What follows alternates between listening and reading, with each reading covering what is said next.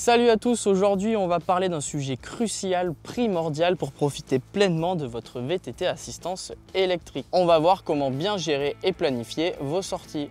Le VTT-AE c'est une vraie révolution, mais ça demande une bonne organisation pour éviter les mauvaises surprises. Mauvaise gestion de l'autonomie, parcours mal choisi, galère mécanique. On va voir ensemble comment bien planifier sa sortie, comment bien gérer l'autonomie de sa batterie et préparer toute la logistique en amont pour rouler sereinement. Vous êtes prêts? C'est parti!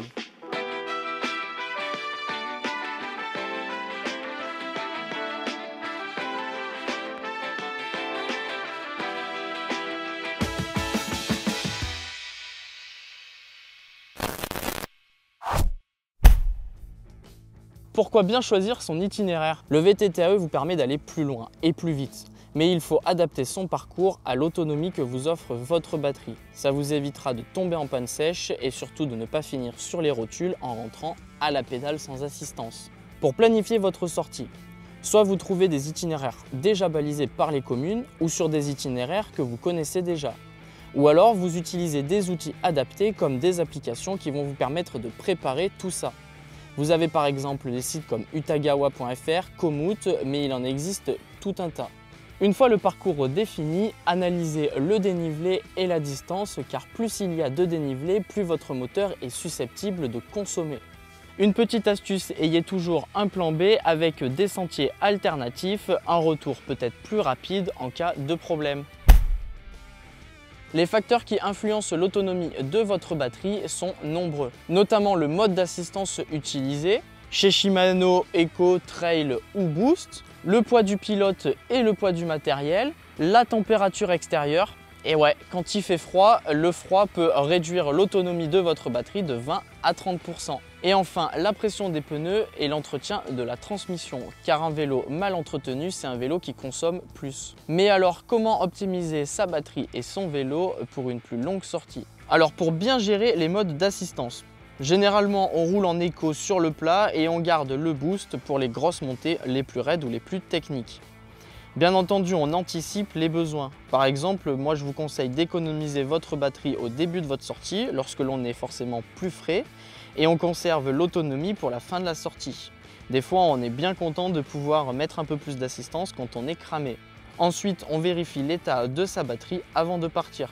On s'assure qu'elle soit bien chargée et qu'elle soit à bonne température pour fonctionner de manière optimale. Je vous conseille de ne jamais partir avec une batterie partiellement chargée. Non pas parce que c'est pas bien sur le point technique, c'est plutôt que si votre sortie elle doit perdurer dans le temps, on ne sait jamais la raison. On est bien content d'avoir une batterie pleine pour pouvoir aller jusqu'au bout.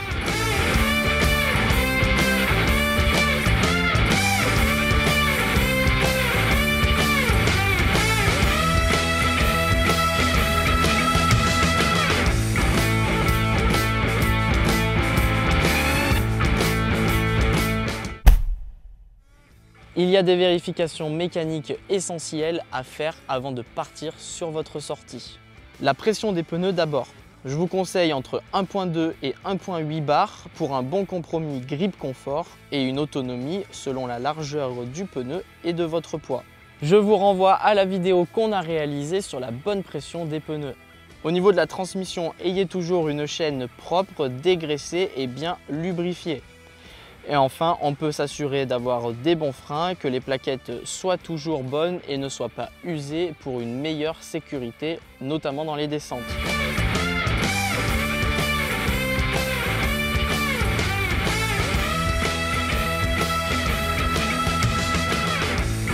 Et en prévision d'un problème mécanique pendant la sortie, on emporte toujours de quoi réparer. Le fameux multi-outil avec le dérive chaîne, c'est peut-être le plus important car c'est souvent la première cause de casse sur un e-bike. Je vous conseille d'avoir également un kit de réparation tubeless et ou une chambre à air. Et ensuite, une pompe ou une cartouche de CO2. C'est pas parce que vous roulez en e-bike que vous devez vous reposer uniquement sur le moteur.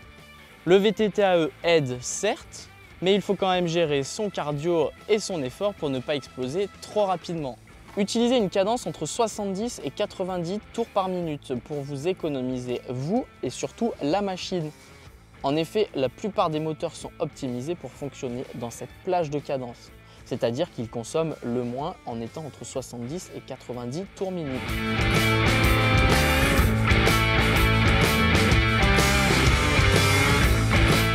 Pour bien gérer votre sortie, adaptez également votre nutrition en mangeant et en vous hydratant régulièrement pour éviter le coup de mou.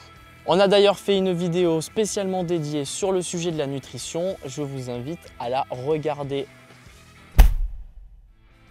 Avez-vous déjà connu une panne de batterie? Et si c'est le cas, qu'est-ce qu'on fait si ça nous arrive?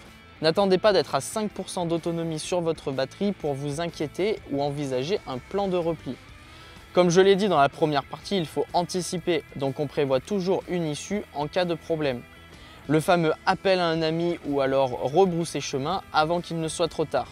Partez du principe qu'avec un VTT assistance électrique moderne, on peut faire 300 mètres de dénivelé positif tous les 10% de batterie. Certes, ça reste qu'une moyenne, mais c'est déjà une bonne base que vous pourrez ensuite affiner au fil de votre expérience et de vos nombreuses sorties. Dans tous les cas, soyez prêts pour réparer tous vos problèmes mécaniques.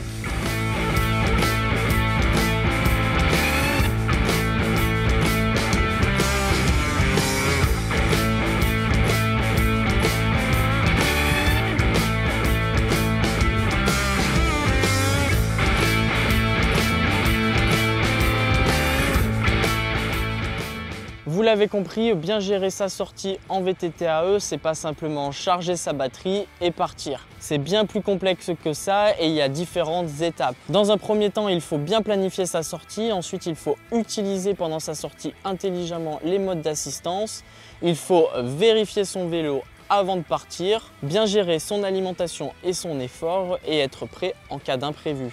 N'hésitez pas à nous dire en commentaire quelles sont vos astuces pour gérer vos sorties en e-bike. N'oubliez pas de vous abonner, d'activer les notifications pour qu'on se retrouve dans une prochaine vidéo. Ciao!